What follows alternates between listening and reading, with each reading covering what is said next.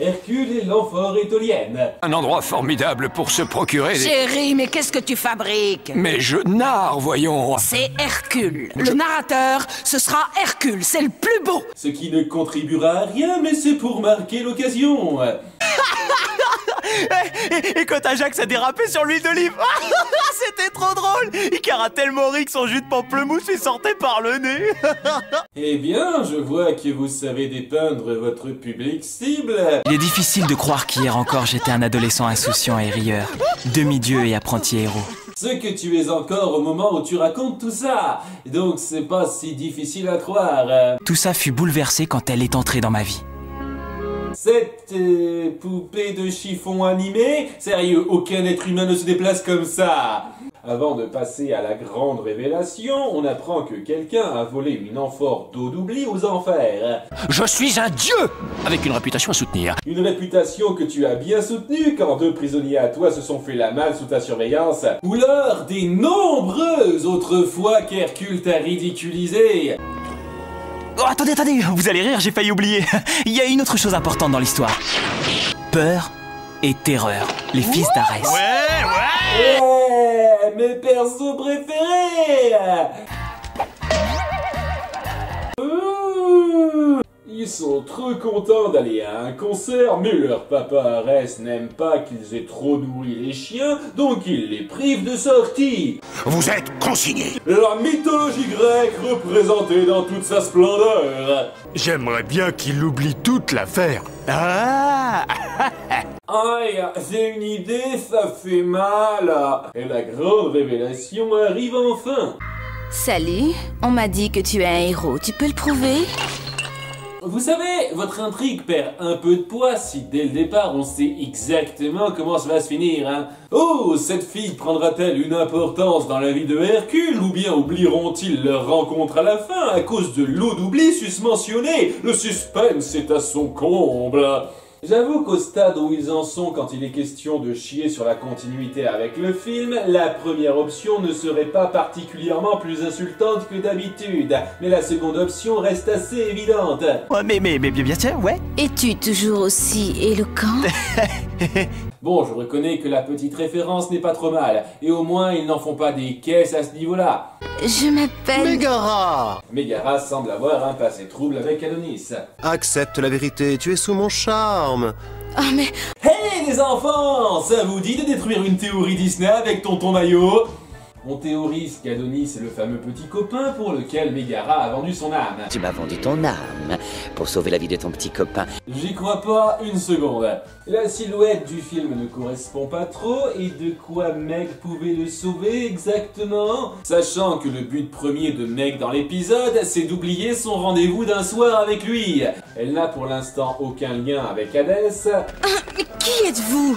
Et elle le confirme verbalement. Je voulais oublier un garçon. Le pire dans l'histoire, c'est que c'est un nul. Je suis sortie qu'une fois avec lui. C'est très con comme objectif, mais c'est bien clair. Donc, vous voulez me dire qu'après cet épisode, Meg s'est remise à sortir avec Adonis, qui est toujours avec Hélène, je rappelle, qu'ils sont allés aussi loin que le stade petit copain, et qu'elle était prête à sacrifier son âme pour lui, alors que c'est l'enculé le plus transparent sur son enculerie qui existe. Et alors, j'ai répliqué qu'il mange de la baklava.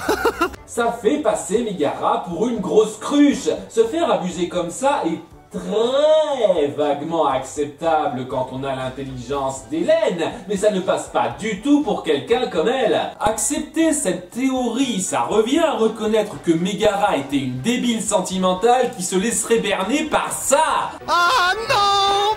Papounet, ah non! Hélène, très chère, c'est de travers, non?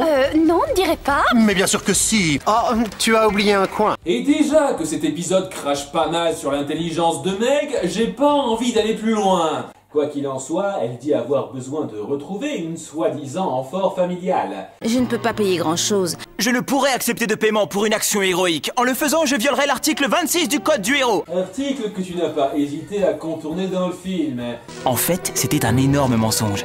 C'était une amphore de chez Arès, pleine d'eau d'oubli. Nope, de chez Hadès. Une amphore de chez Arès. Le pauvre a déjà l'esprit troublé par l'eau qu'il n'a pas encore touchée.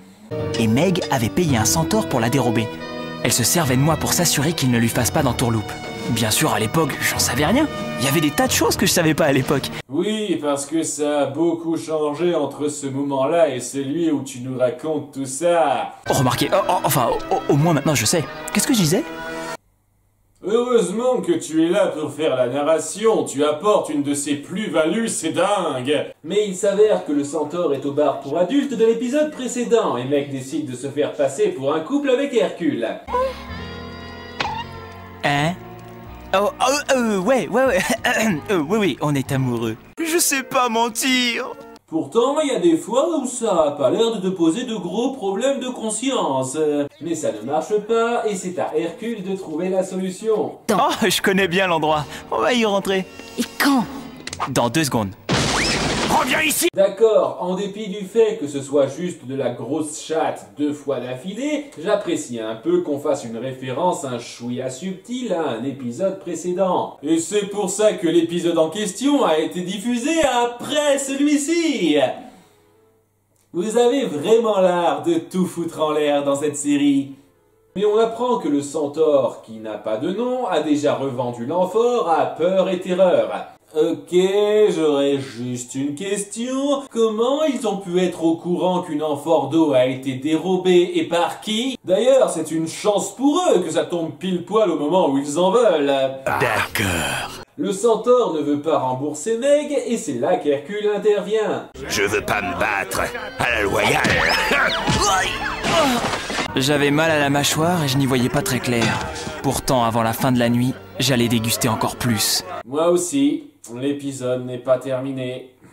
Et comme le dieu des coïncidences est celui qui bosse le plus dans cette série, Peine et Panique passe par là pile à ce moment-là.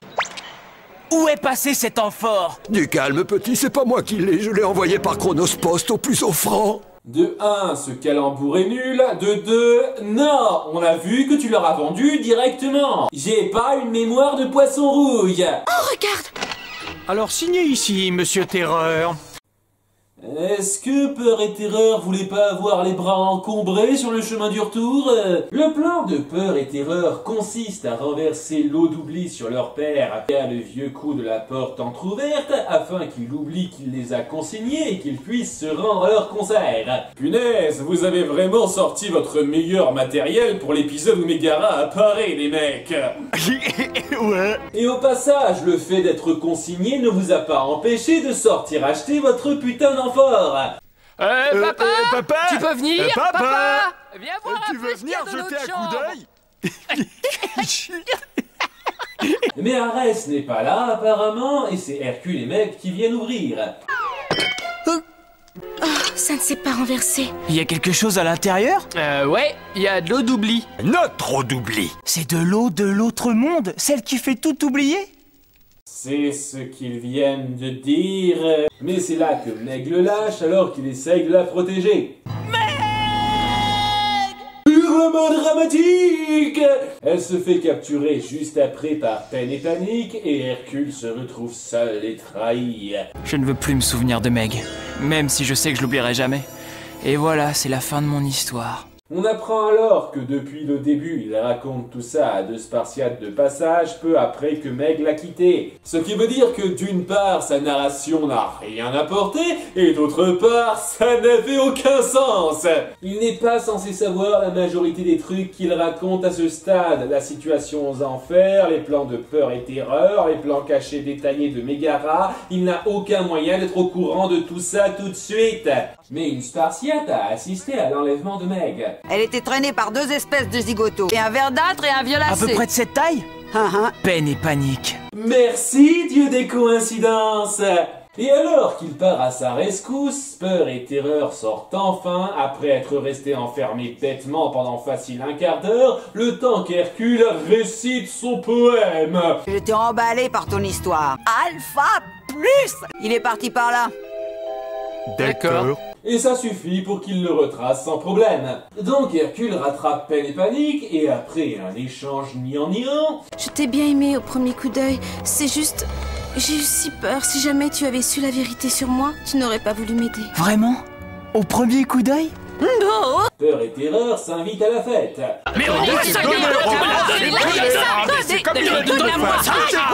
Les animateurs se sont pas foulés là. Évidemment, c'est là que l'amphore se renverse accidentellement et asperge notre couple. Dur. Comment on va faire pour aller voir le concert d'Orphée?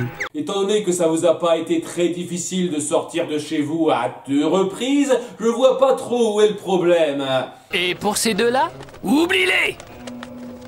L'ennemi juré de notre patron est vulnérable, pourquoi on en profiterait? Bien entendu, nos 2 tourtereaux ont juste oublié toute leur rencontre parce que l'eau d'oubli contient du scénarium et ils décident de rentrer chacun de leur côté, histoire de... À la prochaine? Peut-être? Oui, je te laisse rentrer chez toi toute seule, c'est pas comme si on était dans un endroit dangereux comme l'entrée des enfers ou un truc comme ça. Et ainsi, Hercule et Mégara vécurent heureux. Ils ont oublié qu'ils se sont jamais connus, qu'est-ce qu'il y a d'heureux là-dedans? Eh bien, c'est une longue histoire. Une longue histoire où Hercule n'est pas supposé connaître encore Hadès, ni être déjà reconnu pour ses actes héroïques. Mais bon, on est resté raccord sur le fait que lui et Mégara ne sont pas censés se connaître tout de suite. C'est ça qui compte.